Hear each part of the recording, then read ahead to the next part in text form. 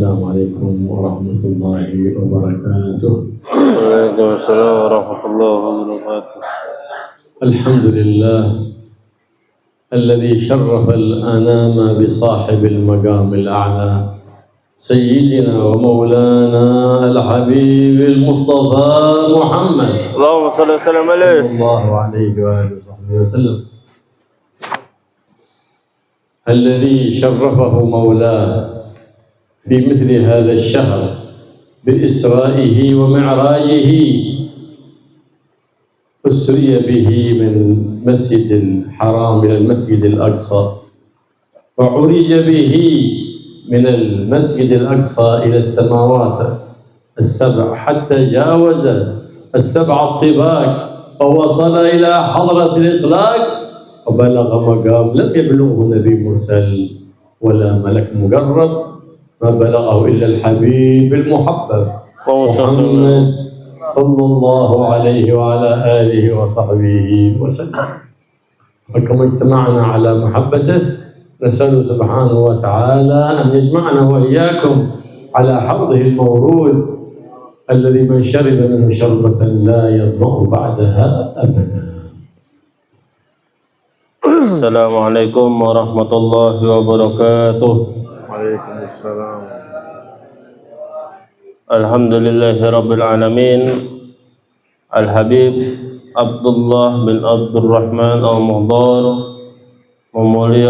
memulai ceramah beliau dengan mengucapkan Alhamdulillah dan bersalawat kepada Rasulullah Sallallahu Alaihi Wasallam. Alhamdulillah, kata beliau, kita dimuliakan oleh Allah Subhanahu Wa Taala dengan baginda Nabi besar Muhammad Sallallahu Alaihi Wasallam, yang mana Allah Subhanahu Wa Taala pula memuliakan Nabi kita dengan diadakannya Isra dan Mi'rajnya Nabi besar Muhammad Sallallahu Alaihi Wasallam. Apa itu Isra? Kata beliau, yaitu perjalanan pada malam hari mulai Masjidil Haram ke Masjidil Aqsa. Kemudian Allah Subhanahu Wa Taala mi'rajkan Nabi Muhammad Sallallahu Alaihi Wasallam mulai Masjidil Aqsa ke langit ketujuh, atau lebih di atas lagi, yaitu ke Sidratul Muntaha, yang tidak ada seseorang pun, baik Nabi ataupun Rasul sekalipun, yang dinaikkan ke Sidratul Muntaha terkecuali baginda Nabi besar Muhammad Sallallahu Alaihi Wasallam. Dan alhamdulillah pula kita dikumpulkan pada malam hari ini untuk memperingati Isra dan Mi'rajnya Nabi Muhammad Sallallahu Alaihi Wasallam atas dasar cinta kita, sayang kita kepada Nabi Muhammad Sallallahu Alaihi Wasallam, dan mudah-mudahan cinta kita berbuah nanti di hari kiamat, menjadikan pula kita berkumpul dengan baginda Nabi Muhammad Sallallahu Alaihi Wasallam. أسري بالحبيب محمد صلى الله عليه وسلم في شهر رجب لأنه شهر عظيم عظمه الإسلام وشرفه، فهو من الأشهر الحرم الذي أمرنا الله بتعظيمها، شهر ذي القعدة وذي الحجة والمحرم 3 سرد وواحد فرد، وهو شهر رجب، رجب الأصب الذي تصب الرحمات والبركات على قلوب الصالحين من العباد المؤمنين. الله يجعلنا منهم وفيهم يا رب العالمين. فلهذا كان شهر رجب شهر الغرس،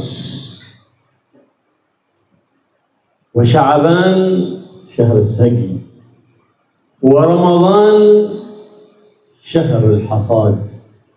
فمن أحسن السقي في رجب بكثرة الاستغفار، ومن أحرسنا الغرس والحرث في رجب بكثرة الاستغفار، وأحسن السقي في شعبان بكثرة الصلاة على النبي محمد سيد الأبرار، جاء في شهر الحصاد في رمضان ووفقه الله لشهود ليلة القرآن.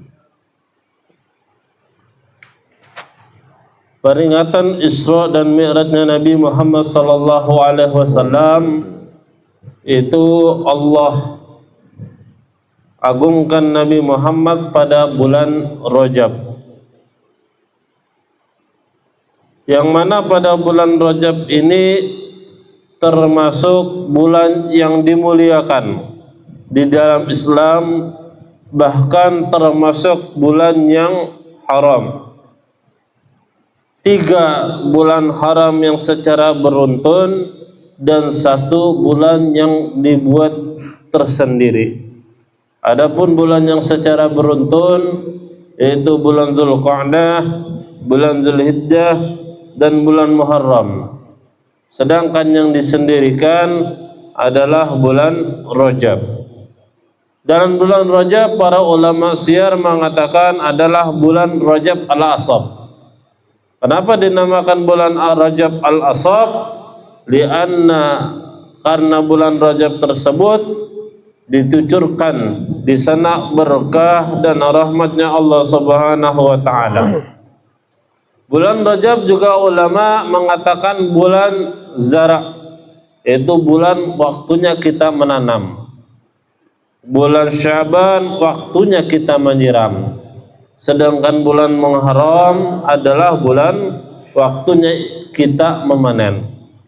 Maka barang siapa yang memperbagus tanamannya ketika bulan Rajab dengan memperbanyak baca istighfar, kemudian menyiram tanamannya dengan salawat pada bulan Sya'ban, maka insyaallah Subhanahu wa taala akan melimpahkan pahala yang berlimpah ruah pada bulan Ramadan.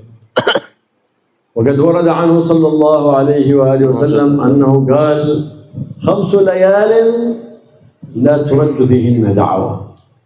أول ليلة من رجب تعظيما لهذا الشهر، شهر رجب، شهر الاستغفار، شهر التوبة والندم والرجوع للعزيز الغفار سبحانه وتعالى. وليلة النصف من شعبان، وليلة الجمعة، وليلة الفطر، وليلة الإضحى. هذه 5 ليالي يقول الحبيب صلى الله عليه وآله وسلم لا ترد فيهن دعوة. فلهذا إذا كان في ليلة الجمعة وفي رجب فأكثر من الطاعة وأكثر من الاستغفار ومن الصلاة والسلام على النبي المختار محمد صلى الله عليه وآله وصحبه وسلم. فإن أفضل ليالي الأسبوع ليلة الجمعة، وأفضل أيام الأسبوع يوم الجمعة. فيقول الحبيب صلى الله عليه وآله وصحبه وسلم إن من أفضل أيامكم يوم الجمعة فأكثروا فيه من الصلاة علي فإن صلاتكم تبلغني. قال يا رسول الله كيف تبلغك وقد أرمت أي بليت؟ قال إن الله حرم على الأرض لحوم الأنبياء والمرسلين. Sesungguhnya ada 5 malam yang diistimewakan oleh Allah Subhanahu wa taala, yang apabila para hambanya berdoa kepada Allah, meminta bermunajat kepada Allah Subhanahu wa taala pada 5 malam tersebut, maka doa seorang hamba itu tidak bakal tertolak. Artinya doanya bakal mustajab. Yang pertama adalah malam pertama bulan Rajab sebagai pengagungan, kemuliaan daripada bulan Rajab tersebut. Allah Subhanahu wa taala mengabulkan orang yang berdoa pada malam pertama bulan Rajab, bulan istighfar. Adapun yang kedua adalah malam nisfu Sya'ban atau malam 15 bulan Sya'ban. Yang ketiga malam Jumat. Yang keempat malam Idul Fitri, dan yang kelima adalah malam Idul Adha. Maka sungguh orang yang beruntung apabila pada malam Jumat, kayak kita nih malam Jumat, kemudian berdoa kepada Allah Subhanahu wa taala dan juga bertepatan dengan malam bulan Rajab, apalagi dibarengi dengan memperbanyak baca istighfar, bersalawat kepada Nabi Muhammad sallallahu alaihi wasallam, maka doa tersebut insyaallah bakal dikabulkan oleh Allah Subhanahu wa taala. احرص أن تتغانم أوقات رجب، فإن كان قد أثقلت ظهرك الأوزار، هذا شهر الدواء فيه، قد أوصانا فيه المختار بكثرة الاستغفار. وإن كنت من أهل التجارات وتجريد التجارات الرابحات، فهذا أوان التجارات كما قال الحبيب علي حبشي قدس الله روحه: ذا وقت توبتك يا التائب إذا بات توب، ذا وقت توبتك يا الشارد إذا بات أوب، بترجع لمولاك وبتفتح صفحة جديدة مع مولاك سبحانه وتعالى. هذا هو الأوان وهذا هو وقت الرجوع لله سبحانه وتعالى العزيز الغفار. فلهذا كان النبي محمد صلى الله عليه وسلم يقول في أول رجب وفي كل رجب: اللهم بارك لنا في رجب وشعبان وبلغنا رمضان كما بلغتنا رجب. Maka sudah sepantasnya kita sebagai umat Nabi Muhammad sallallahu alaihi wasallam ketika memasuki bulan Rajab ini sangat menjaga terhadap adab-adab, apalagi amaliyah-amaliyah yang berkaitan dengan bulan Rajab. Tentu kita ini pasti banyak dosanya, maka hendaklah ketika memasuki bulan Rajab kita memperbanyak taubat, minta ampun kepada Allah Subhanahu wa taala, karena ibaratnya Rajab ini bulannya pengobatan. Pengobatan bagi hati-hati yang terluka akibat banyaknya perbuatan dosa yang dia kerjakan. Kalau misalkan bubuhan pian berataan dianggap sidin sebagai seorang pedagang, maka pada bulan Rajab adalah bulannya atau sarana atau waktu yang sangat tepat untuk memperbanyak pahala di sisi Allah Subhanahu wa taala. Ataupun orang yang banyak dosanya, maka hendaklah dia membuka lembaran baru dengan taubat yang sungguh-sungguh, menghapus dosa yang telah lalu, insyaf, sadar diri kepada Allah Subhanahu wa taala, sekiranya pahalanya catatan-catatan berikutnya yang akan dicatatkan oleh para malaikat, yaitu catatan-catatan yang baik. Ini adalah waktunya. Tampil kita masih di bulan Rajab, maka hendaklah kita mempergunakan waktu tersebut sebaik-baiknya. Sebagaimana Rasulullah SAW bersabda atau memerintahkan kita untuk berdoa, Allahumma barik lana fi Rajab wa Sya'ban wa balighna Ramadan. Ya Allah, ya Tuhanku, berikanlah kami suatu keberkahan pada bulan Rajab, begitu pula pada bulan Sya'ban, dan sampaikanlah kami nanti bulan Ramadan. من قصر في أول الشهر فليتغانم في النصف الثاني، وقد دخل علينا النصف الثاني من هذا الشهر.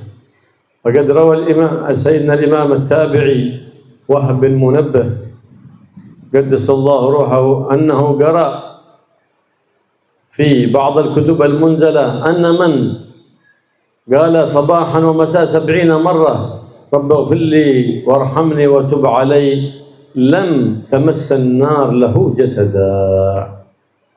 فضل عظيم على عمل يسير. احرص أن تتدارك هذا. ففي رجب خصوصيات كثيرة، لكن ما تصح لك أي مقامات إلا بعد أن تصحح مقام التوبة مع الله. إذا صححت مقام التوبة مع الله صح لك كل مقام بعد ذلك. أول قدم للسلوك إلى ملك الملوك سبحانه وتعالى تحقيق مقام التوبة بالندم والإقلاع والعزم أن لا تعود. وإن تعلقت بحق الآدميين فلا بد من رد المظالم وطلب العفو والحل والمسامحة، إن كان حقا ماليا وإن كان إيذاء وإن كان غيبة أو نحو ذلك، تطلب العفو والمسامحة ممن آذيته.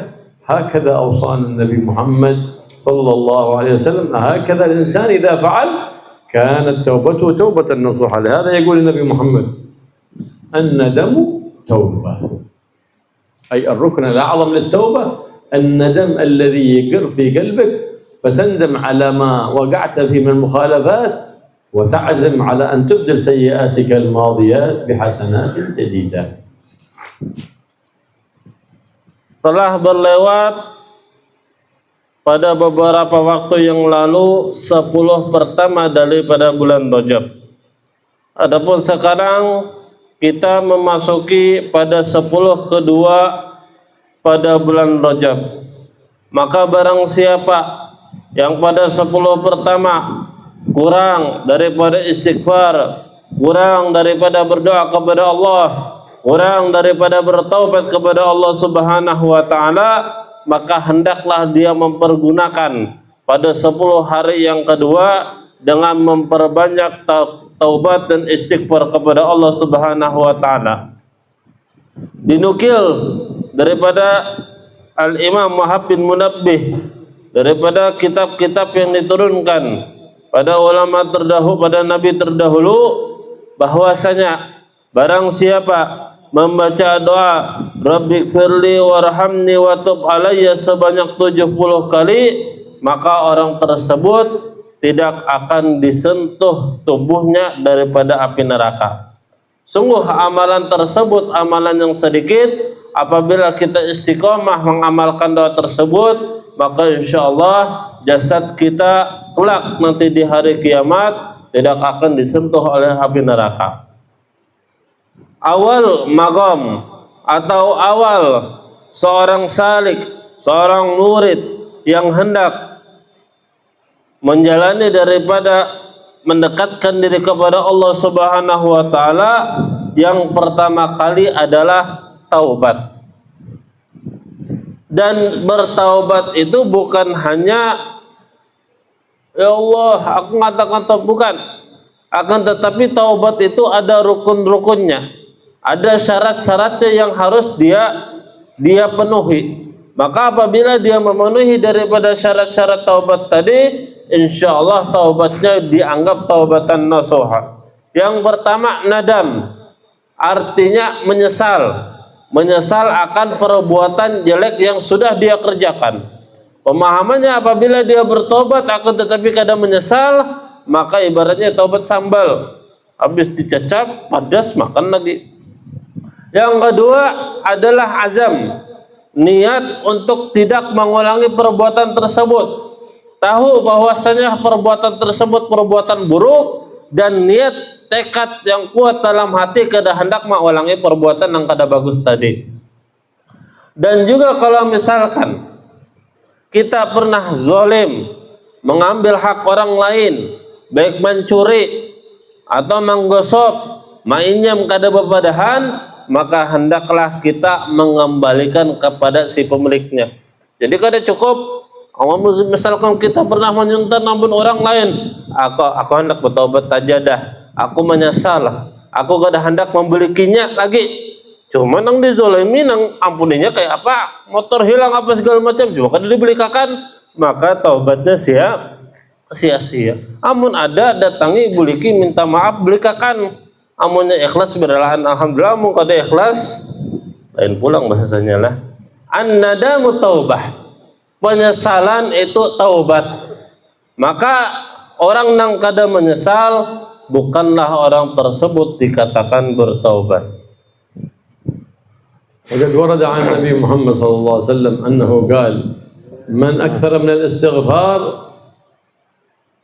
فرج الله همه وكشف غمه ورزقه من حيث لا يحتسب. كثرة الاستغفار سبب لتسهيل الأرزاق الحسية والمعنوية. كذلك الصلاة والسلام على النبي المختار محمد صلى الله عليه وصحبه وسلم من أكثر منها لم تصبه فاقة أبدا. فهي الدواء لمن أراد الدواء وهي الشفاء لمن أراد الشفاء. الحمد لله الذي جعلنا من أمة هذا النبي العظيم وشرفنا بأن أمرنا بالصلاة عليه فقال تكريما لعباده المؤمنين يا أيها الذين آمنوا صلوا عليه وسلموا تسليما. إذا سمعتم باسم النبي صلوا عليه. فقد ورد وعيد شديد في من يسمع باسم النبي أو وصف النبي محمد ولا يصلي على النبي محمد. صلي على النبي محمد. لهذا ما تقوم من المولد إلا وقد صليت كذا كذا ألف على النبي محمد صلى الله عليه وسلم. ليه؟ لأن المولد كله ذكر الحبيب محمد صلى الله عليه وسلم. فهو من المجالس التي ينبغي للمؤمن إذا حضرها أن يكون من المكثرين من الصلاة على النبي محمد، لأن كل المولد ذكر ميلاده، ذكر معراجه، ذكر شمائله صلى الله عليه وآله وصحبه وسلم. فلهذا نجتمع لقراءة المولد لتشتاق أرواحنا للنبي محمد صلى الله عليه وسلم. فإذا استحضرنا هذه الروح العظيمة لا شك أن كل روح تحن للحبيب محمد، فروح الحبيب محمد تحن إلى تلك الروح ولو كان في آخر بلاد في الدنيا. فالله يحنن روح النبي محمد علينا ويجعل قلوبنا مشتاقة، وإن كنا كثيري العلاقة لكن نسأل الله سبحانه وتعالى أن يمن علينا وعليكم برؤيته في الدنيا قبل الآخرة في عافية وسلام يا رب العالمين. Maka barang siapa yang melazimi daripada istighfar, Allah akan menjadikan orang tersebut bahagia. Yang awalnya sedih, bahagia. Yang awalnya kesusahan, dimudahkan oleh Allah Subhanahu wa Ta'ala. Yang awalnya rezekinya sempit, Allah akan berikan bagi dia rezeki nang kada disangka-sangka. Begitu juga orang yang melazimi daripada salawat kepada Nabi besar Muhammad sallallahu alaihi wasallam, sungguh Allah Subhanahu wa Ta'ala memuliakan umatnya Nabi Muhammad sallallahu alaihi wasallam dengan sebutan mukmin. Ya ayyuhalladzina amanu sallu alaihi wa sallimu taslima. Wahai orang-orang yang beriman, salawatlah dan bersalamlah kalian kepada baginda Nabi Muhammad sallallahu alaihi wasallam. Perlu diperhatikan ujar Sidin, apabila kita mendengar disebutkan daripada baginda, nama baginda Nabi sallallahu alaihi wasallam, maka hendaklah kita menyoraknya, menyahutnya dengan penuh kegembiraan, sebagaimana yang disebutkan oleh seseorang yang menyebutkan nama baginda Nabi Muhammad sallallahu alaihi wasallam. Bahkan di dalam suatu riwayat Nabi sallallahu alaihi wasallam memberikan peringatan yang sangat keras terhadap orang yang apabila mendengarkan Nabi Muhammad sallallahu alaihi wasallam, orang tersebut hanya diam ataupun tidak menyahutnya dengan bersemangat. Maka betapa banyak orang yang hadir pada peringatan Maulid, apalagi dibacakan di dalam Maulid Al-Habsyi atau maulid-maulid yang lain, banyak di sana disebutkan daripada sifat-sifat kemuliaan Nabi, daripada kelahiran Nabi. Tentu di sana banyak disebutkan daripada Nabi Muhammad sallallahu alaihi wasallam. Maka ketika kita mendengarnya, kita menyahutnya, betapa banyak salawat yang kita lantunkan kepada Nabi Muhammad sallallahu alaihi wasallam. Sangat mustahil kalau misalkan kita umpat hadir maulid kada yang dibaca salawat, paling kada jasidin yang dibaca tuh paling kada 1000. Apalagi kita hadir maulid Nabi Muhammad sallallahu alaihi wasallam. Sungguh orang yang membaca maulid itu banyak mengenang atau mencintai, bahkan merindukan Nabi Muhammad sallallahu alaihi wasallam. Maka sedikit banyaknya orang yang menyebutkan kata atau menyebutkan salawat kepada Nabi sallallahu alaihi wasallam ada rindu kepada Nabi Muhammad. Begitupun Nabi Muhammad pun akan rindu terhadap orang yang bersalawat kepadanya, karena sesungguhnya tidaklah seorang hamba menyebutkan nama salawat kepada Nabi sallallahu alaihi wasallam terkecuali Rasulullah rindu duluan terhadap itu hamba. maka sepaling tidak atau sepaling kecilnya orang yang ketujuh bersalawat kepada Nabi Muhammad sallallahu alaihi wasallam di akhir hayatnya pasti melihat Nabi. Kalau misalkan ia kada sawat melihat ketika di sehatnya, paling kada ketikanya hendak mati pasti melihat Nabi Muhammad sallallahu alaihi wasallam. ومن الفوائد في آخر جمعة في رجب فائد ذكر الحبيب محمد صلى الله عليه وسلم. من قال والخطيب يخطب في آخر جمعة في رجب أحمد رسول الله محمد رسول الله 35 مرة لم تخلد دراهم من جيبه طيلة العام. من أسباب الرزق ذكر الحبيب محمد صلى الله عليه وسلم بخصوص، وقد جرب السلف ذلك ووجدوا ذلك فيه فائدة عظيمة في تسهيل الرزق. احرص على ذلك. وإذا حضرت خطبة الجمعة فسمعت باسم النبي ارفع صوتك بالصلاة على النبي، حتى في خطبة الجمعة، ما هو في المولد، حتى في خطبة الجمعة ارفع صوتك بالصلاة على النبي محمد. كانت سيدتنا عائشة تأخذ ثوبا للنبي محمد صلى الله عليه وسلم على ضوء السراج، فبينما هي كذلك إذا انطفأ السراج وسقطت الإبرة من يدها فصارت تحسس على الأرض حتى تأخذ تلك الإبرة. وكانت حجرة النبي محمد إيش الأرض؟ سيراميك أو مرمر، كانت من الطين فلم تستطع أن تدرك الإبرة، فإذا بالباب ينفتح ويدخل النبي محمد فكأن الحجرة أشرقت الشمس فيها كالشمس، أضوأ من الشمس، والشمس تخجل من نور طلعته صلى الله عليه وسلم، فالتقطت الإبرة الصغيرة من نور وجه النبي محمد صلى الله عليه وآله وصحبه وسلم، فابتهجت عائشة تعجبت، إيش النور هذا؟ كأن الشمس أشرقت عندما فتح الباب، فرأت تعجب في وجهها فقالت يا رسول الله إنك حقيق بقول أبي طالب. أبو طالب عم النبي محمد له قصيدة يمدح بها يقول فيها وأبيض يستسقى الغمام بوجهه ثمال اليتامى عصمة للأرامل. فقال يا عائشة ويل لمن لم يرني يوم القيامة.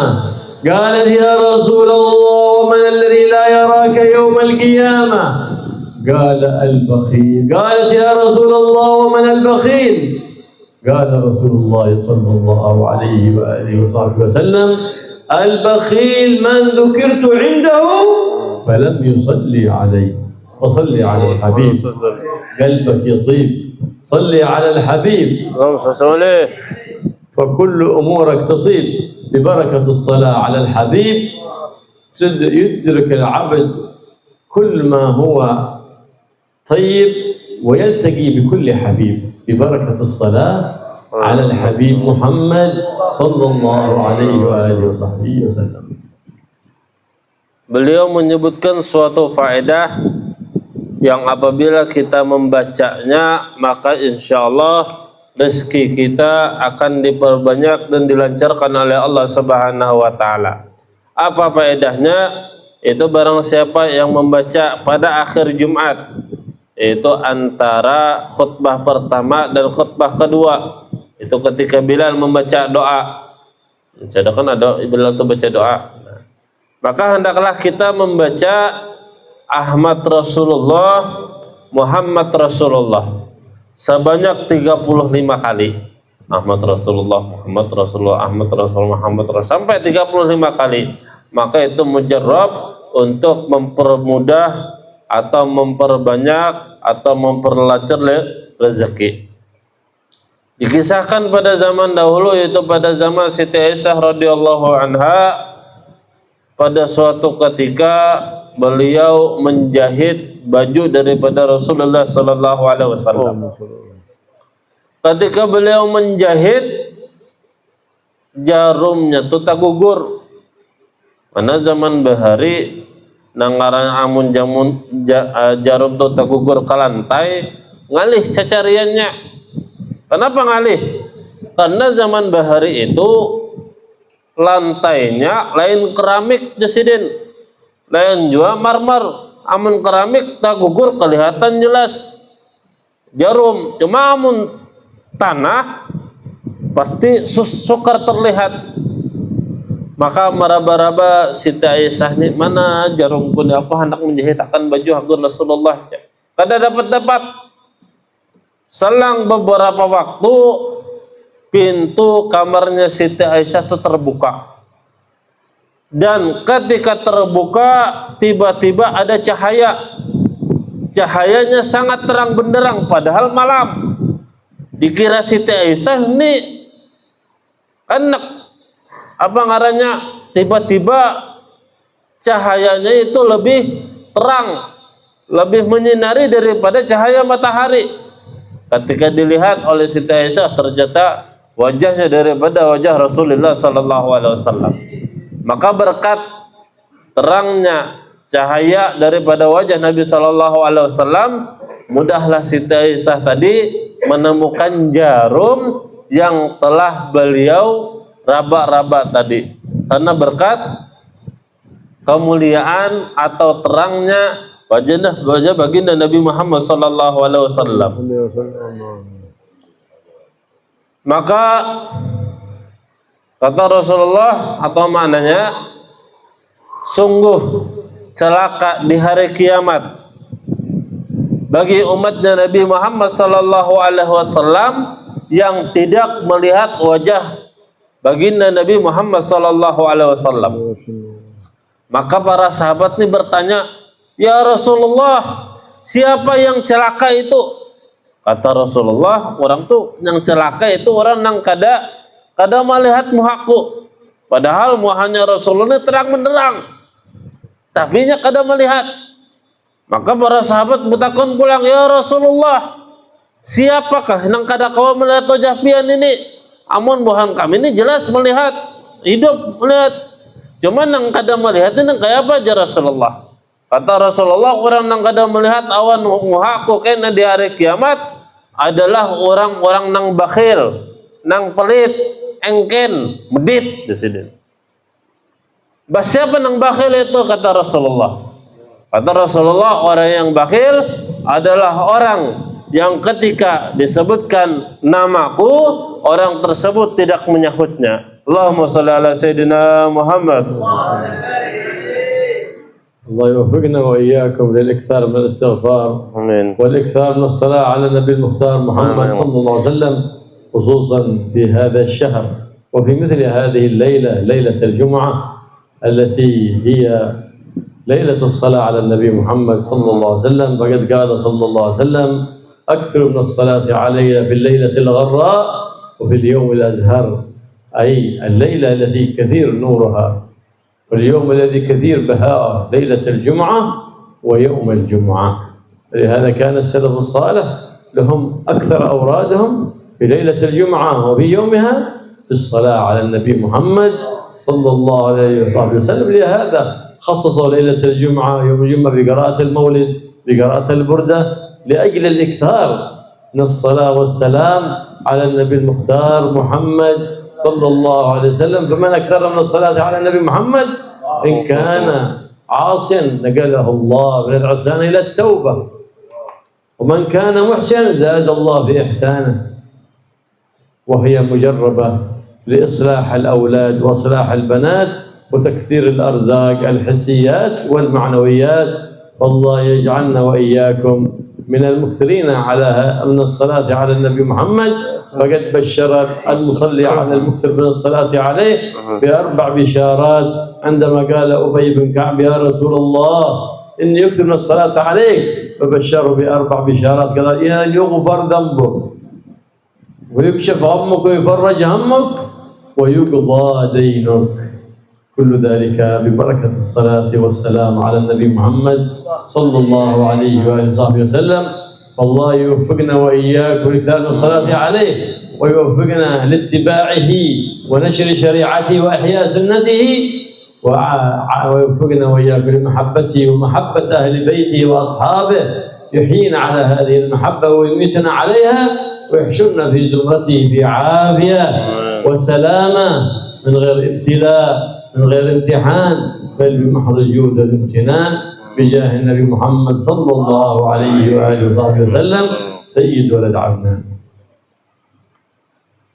Malam ini adalah malam Jumat, yang mana diriwayatkan pada suatu hadis Rasulullah sangat menganjurkan untuk kita umatnya memperbanyak salawat kepada Nabi Sallallahu Alaihi Wasallam, baik itu pada malam Jumat adapun pada siangnya. Makanya itu para ulama-ulama kita terdahulu sangat menganjurkan pada maulid pada malam Jumat, dibacakan maulid Nabi, dibacakan murdah. Untuk apa? Untuk kecintaan kita memperbanyak salawat kepada Nabi Sallallahu Alaihi Wasallam. Salah satu daripada manfaat daripada membaca salawat akan mengubah orang yang awalnya ahli maksiat menjadi orang yang bertaubat kepada Allah. Orang yang sudah bagus diperbagus oleh Allah Subhanahu wa taala. Orang yang anaknya nakal atau kurang kawa diurus, berkat salawat lebih mudah dalam mendidik anaknya. Bahkan diriwayatkan daripada Ubay bin Ka'ab, salah satu faedah membaca salawat kepada Sallallahu Alaihi Wasallam akan diampuni dosanya, kesusahannya akan dihilangkan, dan akan dimudahkan daripada rezekinya berkat membaca salawat kepada Nabi Sallallahu Alaihi Wasallam. الله يبارك لنا ولكم إن شاء الله بالأوقات والأقوات ويجعلها مصروفة في الحاجات ويبارك في هذا المكان وفي من قام في هذا المقام يا رب العالمين، ويجعل بيوتنا وبيوتكم معمورة بالعلم والعمل والكرم والتقوى والخير والبركة والنور والفرح والسرور بجاه النبي محمد بدر البدور. يا غفور يا شكور يا حي يا قيوم، اصلح القلوب والقواصد النيات والمقاصد وبارك لنا يا رب العالمين في كل نعمة أنعمت بها علينا، جعل مصروف لطاعتك وطاعة حبيبك محمد صلى الله عليه وسلم. واصلح الأولاد واصلح الزوجات يا رب يعشقون العلوم النافعات، واجعلنا وإياكم وإياهم بالحسن الحصين من جميع الأذيات، بالحرز الوكيل من الذنوب والخطيئات. يغفر لنا ولكم ما مضى ويحفظنا فيما بقي وما هو آت يا رب العالمين. لا يصلنا وإياكم إلا ذنوب مغفورات حاجات مقضيات، ويبارك إن شاء الله فينا وفيكم وفيما يقرب منا من كل خيار، يبعد عنا عنكم الأشرار، ويكفيناكم جميع المضاف وشر المعتاد بالأيام والليالي بجاه النبي محمد المختار. يا عزيز يا غفار يا كريم يا ستار يا حليم يا جبار، استجب دعانا ولا تخيب رجانا إنك على كل شيء قدير. وصلى الله تعالى على سيدنا محمد النبي الأمي وآله وصحبه وسلم، والحمد لله رب العالمين. بسر الفاتحة.